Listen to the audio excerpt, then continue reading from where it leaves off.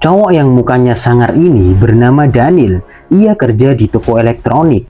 Pagi itu saat Daniel sedang kebingungan mengganti video tampilan TV, rekan kerjanya yang bernama Steven datang membantu. Steven paham banget soal elektronik.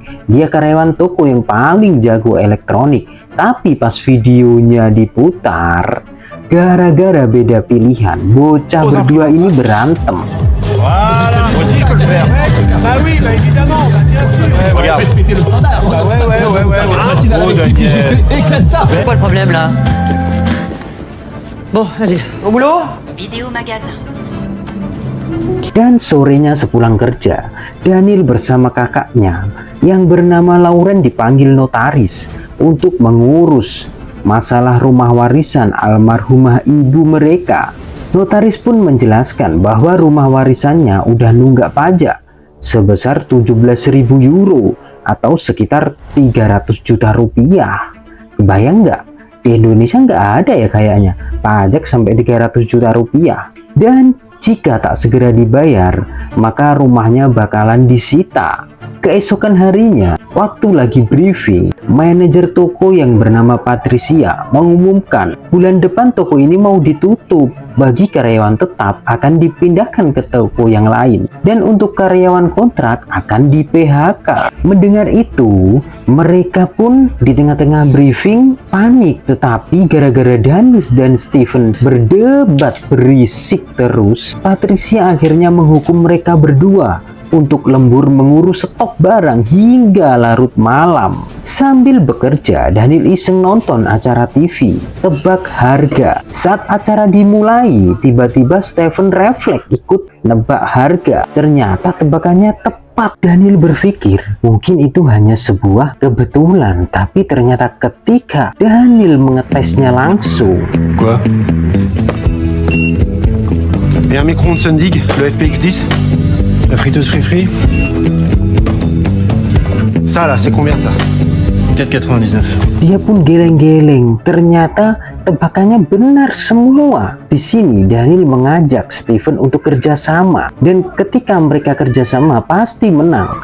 Tapi Steven menolak. Daripada ikutan acara konyol kayak gitu, mending dia fokus kerja biar cepat naik jabatan. Namun meski ditolak, tetap didaftarin nama mereka berdua di website oleh Daniel. Beberapa hari kemudian, pagi-pagi buta, waktu baru bangun tidur, Daniel pun dapat telepon dari staf acara tebak harga. Nama mereka terpilih. Daniel pun disuruh datang interview jam 3, dan dia pun langsung mengatur rencana untuk ikut.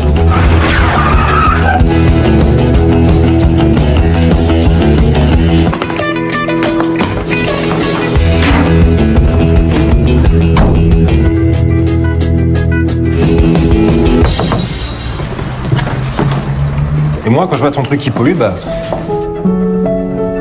Rencana Daniel sukses karena Steven dituduh mencuri hari itu juga oleh Patricia.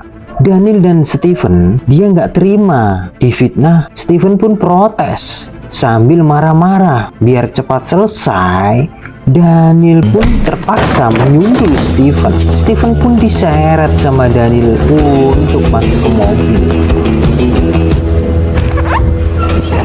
Dan di dalam mobil, Daniel pun menjelaskan bahwa kita udah dipecat dan mendingan kita ikutan kuis tebak harga. Mendengar itu, Steven marah-marah. Di tengah perdebatan, Steven dapat telepon dari panti jompo. Waktu tahu ayahnya mau diusir, dia minta tolong sama Daniel untuk diantarkan ke pengurus panti. Dan pengurus panti pun memberitahukan bahwa dia sudah nggak bisa ngurus ayah Steven lagi karena sudah nunggak biaya perawatan sampai 5.000 euro. Akhirnya Steven pun minta waktu seminggu. Ia berjanji akan membayar uang tersebut. Saat acara tebak harga, Daniel dapat giliran tampil pertama, sementara Steven menunggu di baku penonton.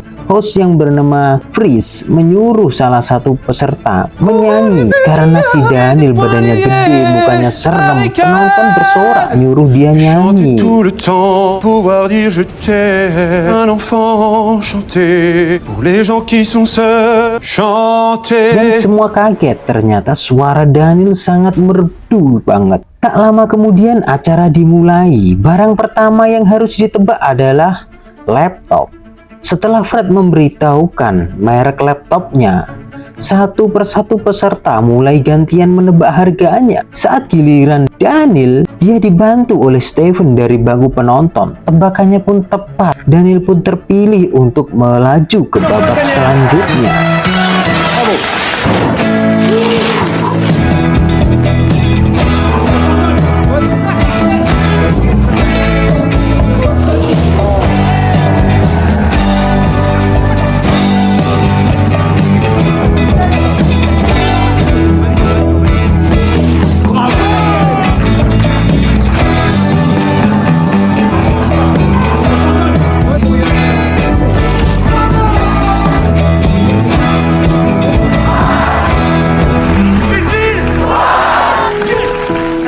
Karena tebakannya bener terus, akhirnya Daniel dapat hadiah 10.000 euro. Bukannya berhenti dan langsung bawa pulang uangnya, Daniel malah milih tetap lanjut ke babak berikutnya biar bisa menang uang lebih banyak lagi. Agar semakin seru, dari ruang operator, Velas pun menyuruh Freeze untuk memanggil Stephen agar ikut menemani saat tampil bareng.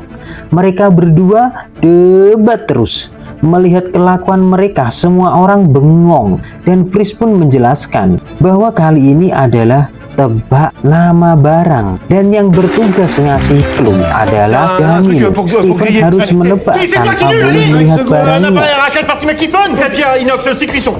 Plus simple, branche portative 60 litres. Non, putain, c'est ton barbecue de merde. C'est une planche électrique. Après la pub, nous accueillerons un nouveau candidat au premier palier également. Sayangnya, meski tebakannya benar, tapi karena waktu keburu habis, jawabannya dianggap tidak sah. Artinya semua hadiah uang 10.000 euro hangus.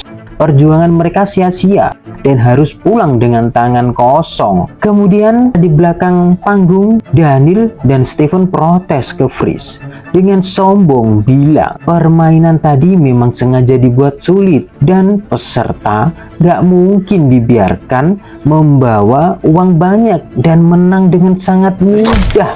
Yang akhirnya Freeze pun langsung disundul oleh Daniel. À mon nez, je viens de le refaire. Ah non, ouais, ça va aller. C'est bon?